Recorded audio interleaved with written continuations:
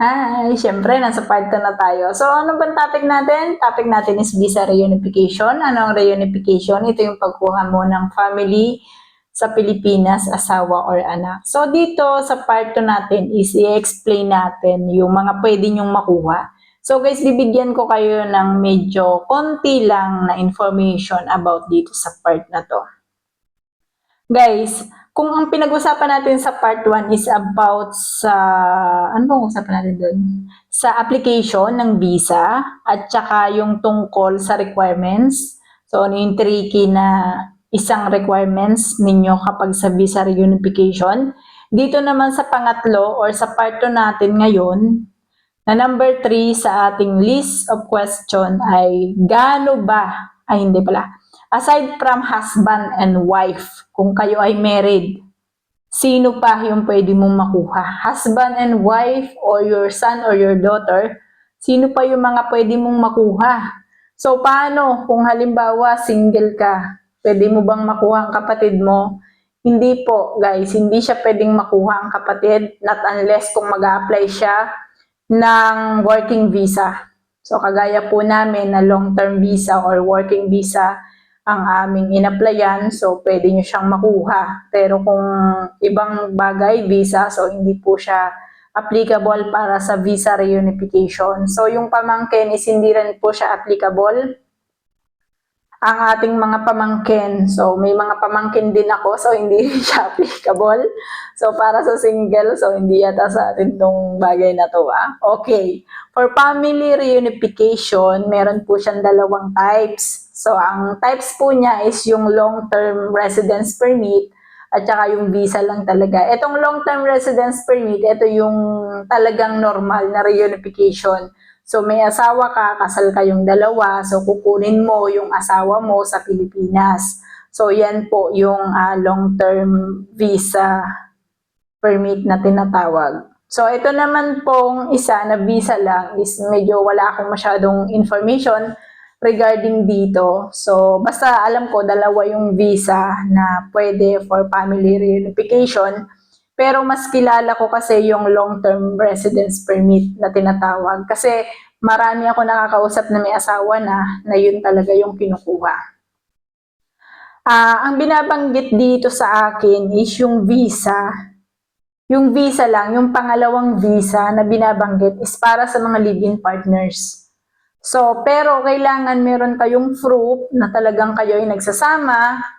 For example, kumuha kayo ng bahay na talagang, as in, nagsasama kayo, anything that can certified. Ibig sabihin, mga bagay na pwede nyong ipa-apostil. Meron kayong anak na dalawa, live-in kayo, meron kayong anak, pero hindi kasal ang isa sa inyo. Guys, hindi pwede yung kung ang husband mo ikasal sa iba, tapos may anak kayong dalawa, hindi po pwede yun. So, dapat, pareho kayong single, pero live-in partner lang kayo, and then, nagkaroon kayo ng anak, pwede po siya, pwede dito sa visa na to.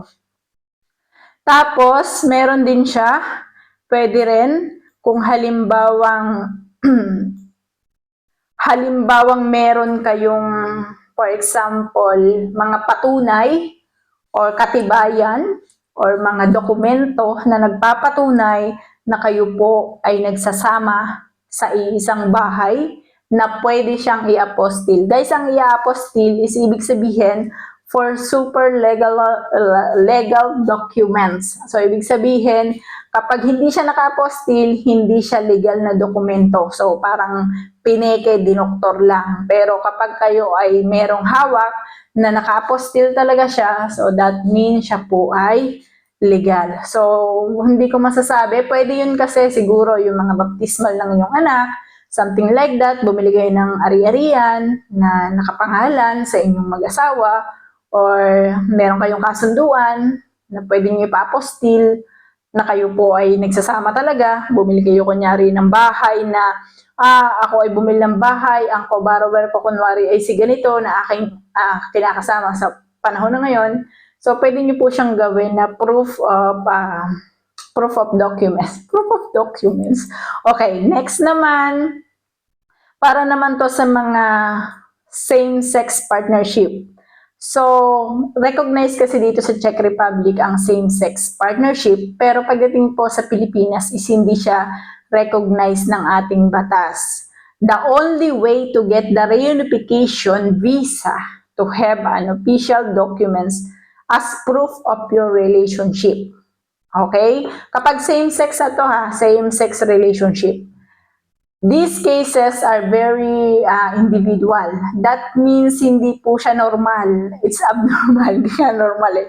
It's abnormal po siya, but sometimes pwede nyo pong itry yung business visa. So, pwede rin ang student visa. Sa parte na to, kung gusto nyo talaga na makasama sila depending on your situation. Okay? Pero mahal po ito kung kayo ay lalapit, kung kayo ay magpapaasikaso. So, mas mahal to compare doon sa legal na may asawa ka na talagang as in asawa mo, nakukunin mo lang galing sa Pilipinas. So, mas mahal tong same-sex at mas mahal din po itong partnership. So, live-in partners na binabanggit ko. For instances naman, for example, meron kang anak sa labas. So, ikaw po ay lalaki, tapos ikaw ay connected, kunwari. May anak ka, kunwari.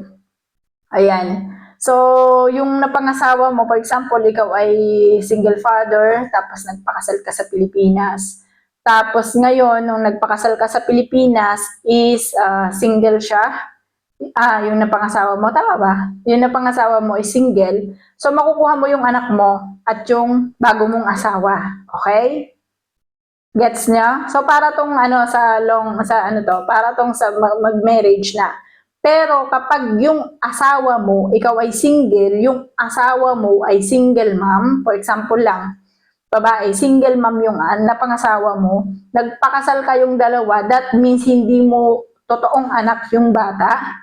Ang pwede mong gawin is kunin muna yung asawa mo. And then, ang kukuha doon sa anak ay yung asawa mo. Gulo, no? What I mean is, for example, single ka as lalaki ka. Ngayon, itong si babae, single mom. So, meron siyang anak na hindi mo anak. Okay? Pero nagmahalan kayo, nagpakasal kayo, o sana all. Nagmahalan kayo, nagpakasal kayo, and then after that, nagpunta ka dito sa Czech Republic. Ngayon, pagpunta mo dito sa Czech Republic, gusto mong kunin ang mag-ina mo. Okay? Mag-ina mo, pero hindi mo talaga totoong blood yung bata. So, ang gagawin mong una is kukunin mo yung asawa mo. Asawa mo lang munang kukunin mo. And then, itong si asawa mo, dahil related siya doon sa bata, siya po ang kukuha as family reunification doon sa bata. So, sana maliwanag yung paliwanag ko. And then, so, yan yung explanation.